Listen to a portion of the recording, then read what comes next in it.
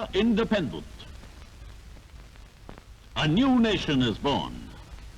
From north to south, from east to west, in every corner of this ancient land, so rich in culture and tradition, there was unbounded joy. For our people were rejoicing, ready to welcome the long-awaited liberty, a liberty for which they had fought, suffered, and sacrificed.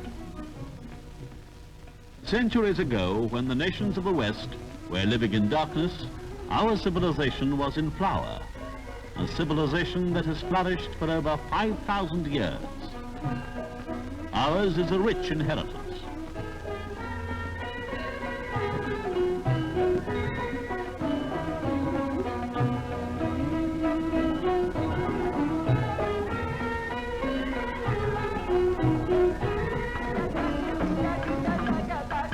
But India, like other nations, has had her periods of glory and despair.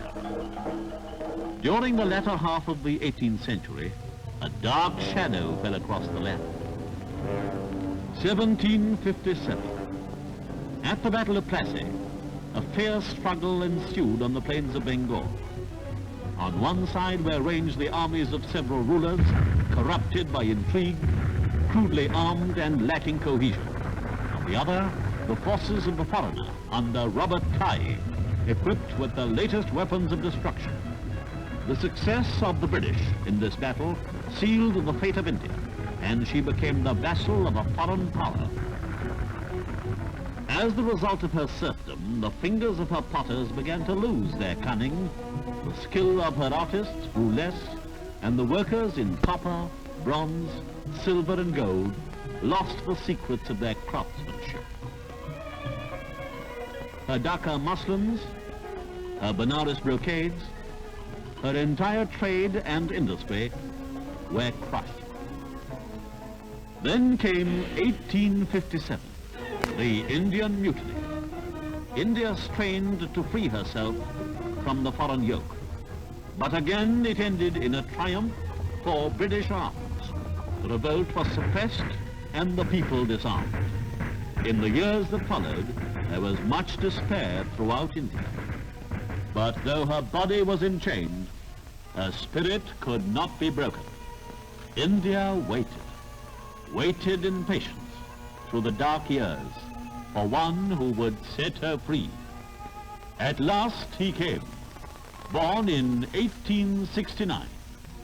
His name, Mohandas Karamchand Gandhi.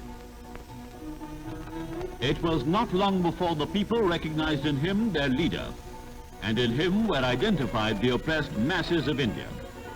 In him were focused the ideals and aspirations of those loyal sons of India who had died in the struggle. Dadabhai Naoroji, Gokhale, Tilak, Lala Lajpat Rai, Pandit Motilal Nehru, Pandit Malviya, Dr. Ansari, C.R. Das, Hakim Ajmal Khan. Gandhiji introduced a new technique into the political arena. Satyagraha, non-cooperation. His shield was truth. His weapon, non-violence. And among those that gathered round the Mahatma are names that have written and are still writing glorious chapters in India's history.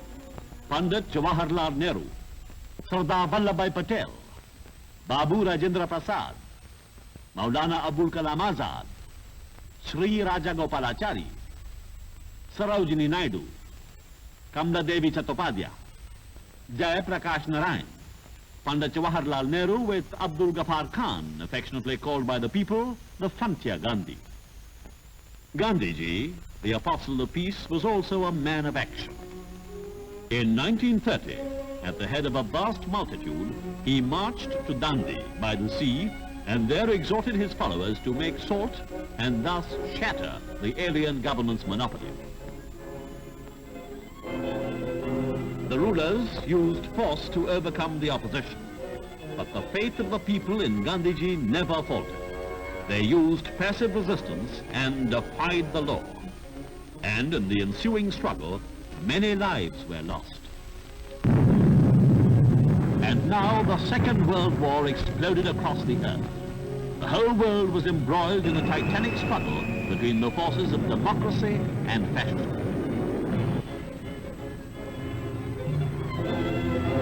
Although of Western origin, its repercussions were also felt in distant India. Soon our sons were fighting side by side with the sons of Britain.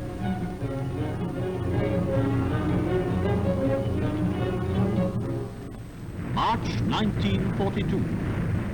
Britain, in order to obtain India's cooperation in the war, sent out Sir Stafford Cripps to negotiate with our leaders. Numerous parleys between Sir Stafford Cripps and our high-ranking leaders took place in New Delhi. Our leaders wished full liberty, liberty to wage war as a free people, and not as vassals of another power. But Mr. Churchill, the leader of Britain's war cabinet, was utterly opposed to this demand. He said, "We will under no circumstances agree to the liquidation of the British Empire." Indian leaders, in order not to fail the nation, made desperate efforts to come to some understanding with the British that might satisfy both sides. All to no purpose. Sir Stafford returned to England, his mission a failure. After the Cripps mission, Congress assembled in Bombay. Leaders and delegates from every part of the country came for the session. The air was charged with emotion and excitement. The leaders were faced with a dilemma. All were against the fascist powers and their brutal aims to enslave the world. Sympathy was with the Allies, to help them in the war with every resource at our command. And the leaders put the question to Britain, how can we fight for freedom when we have no freedom ourselves? But Britain refused to answer. And then Gandhiji gave the nation the two magic words, quit India. He told Britain, we will fight the war against fascism as an equal partner of the Allies. In reply, the Conservative Party, then in power in Britain, clamped all the Indian leaders into jail. At this time, there appeared on the horizon in Southeast Asia, Subhash Chandra Bose, a loyal son of India. Force will be met with force, he said, and raised an army of courageous men from loyal Indians captured by the Japanese. Bose's aim was to use this, the Azad Hind Army, only to make the British give India her freedom. Meanwhile, India's regular fighting forces had won the praise of the world as second to none. These sons of our motherland were courageous in battle and chivalrous to the conquered. Their valorous deeds hastened the approach of liberty in our land. As the fascist hordes were battered into submission, freedom was in the making for our peoples. The new Labour government that came into power in Britain, as a first gesture, released our imprisoned leaders, and the nation rejoiced. Britain now sent out the cabinet mission headed by Lord Pethick Lawrence, a genuine lover of freedom. Among the cabinet mission were Sir Stafford Cripps and Mr. A.B. Alexander. On arrival at Delhi, negotiations were immediately started with our leaders. These were anxious days for India. The nation lived through hopes and fears. The discussions ended. They were a success. But unfortunately, the country was to be divided. We were to emerge from our 200 years of bondage as two nations, India and Pakistan. It is the night of August the 14th, 1947. The auspicious moment is on its way. In every house throughout the land, the lamps of good fortune are lighted to illumine the path to freedom. Large numbers have foregathered in every Congress house. And in New Delhi, the Constituent Assembly is in session. Babu Rajendra Prasad, the President of the Constituent Assembly, during his speech, had this to say: I want, on behalf of this Assembly, to assure all the countries of the world that we wish to be friends with them. We hold no enmity against anyone. While Pandit Jawaharlal Nehru said,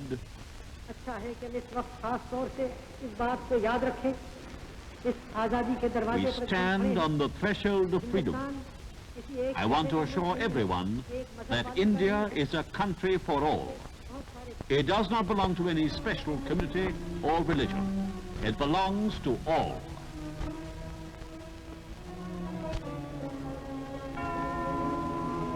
The hands of the clock move their way towards midnight. All India is expecting.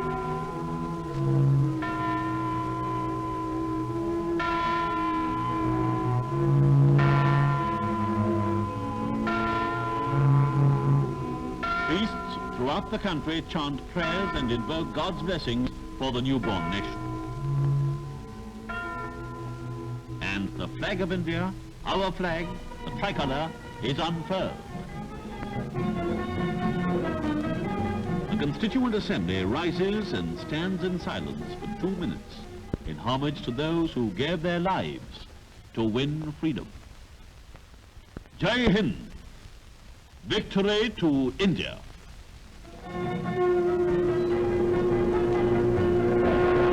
And with the dawn of August the 15th, the nation celebrates her freedom.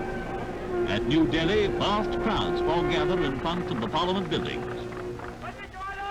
The Prime Minister and the Deputy Prime Minister, followed by members of the Cabinet, descend the steps.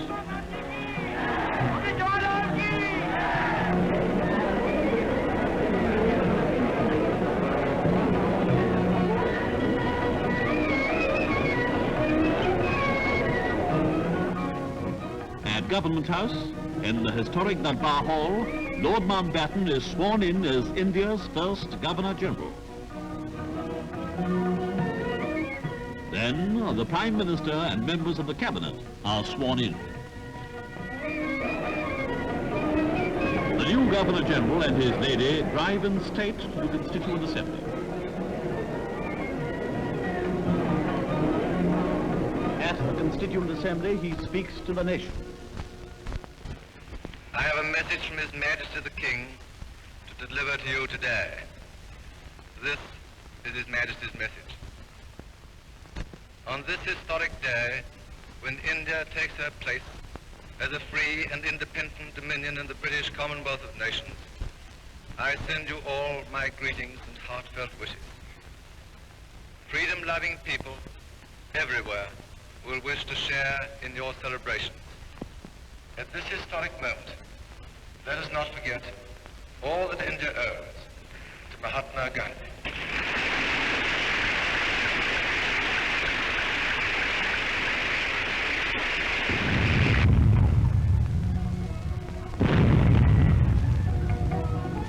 India is at last free.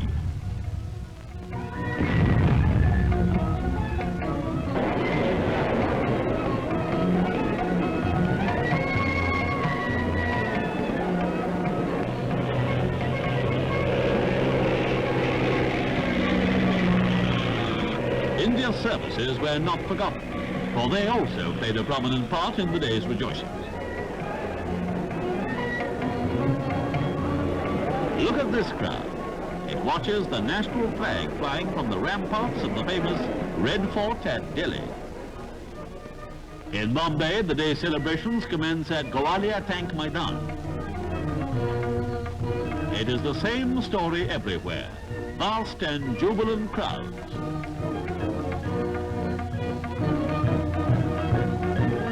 A fire? No, just an ingenious way of paying homage to one of the nation's departed leaders, Sir Firoz Shah Mehta.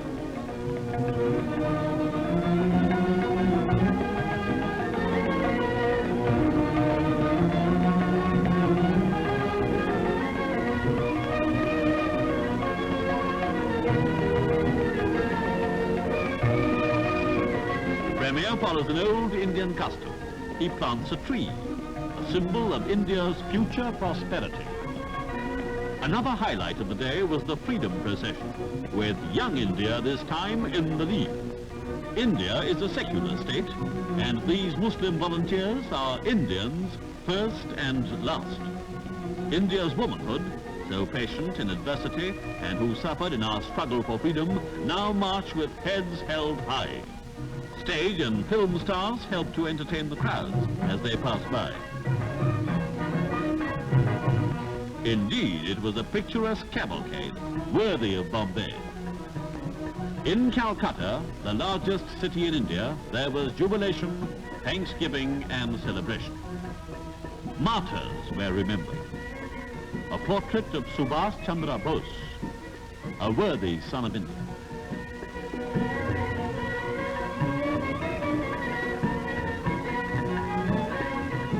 Madras was also en fête.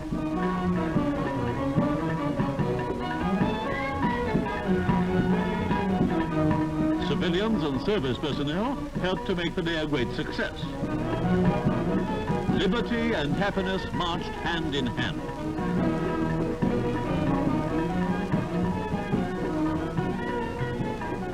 And look at Jambu. Even the elephant enjoys freedom. In London, Britain extends to the new nation the warm hand of friendship.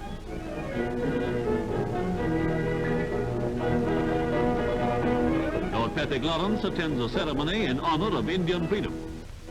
The British were among the most eager to welcome India's independence.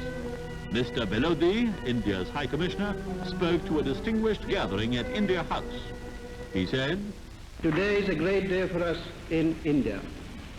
It marks the end of one chapter and the opening of yet another, and let us hope the most glorious chapter in our history. Let us prove worthy of this freedom. Let us dedicate ourselves today faithfully to use this freedom nobly." Singapore, Malaya. It was the same story. Indians gathered in large numbers to celebrate the newfound freedom. At Canberra, Australia's capital, a selected assembly of Australians and Indians gathered at the residence of the High Commissioner of India, Sir Raghunath Paranspe. After a fitting speech by the High Commissioner, the flag was proudly hoisted. Dr. Ebbett, Minister for External Affairs, was also present. Toronto, capital of Canada. Here again, Indian independence was celebrated in an appropriate manner.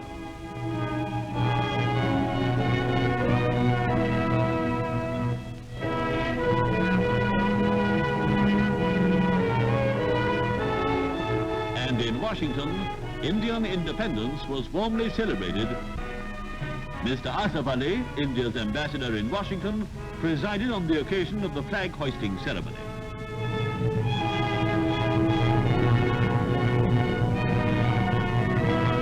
The whole world rejoiced at India's freedom. But the man who made it possible, the father of the nation, walked with a heavy heart. His vision was of one land, one people, one nation. But it was a dream that never came true. And thus, freedom returned to ancient India.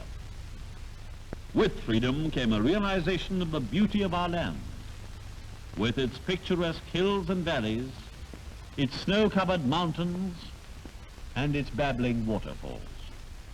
Blessed by nature, and with a vast potential of mineral resources and manpower, it will be easy for us to regain our proud place in the forefront of the nations of the world. As free men, we offer the hand of friendship to all lovers of freedom. The glory of our freedom, flag of our nation, we salute you. Jai Hind.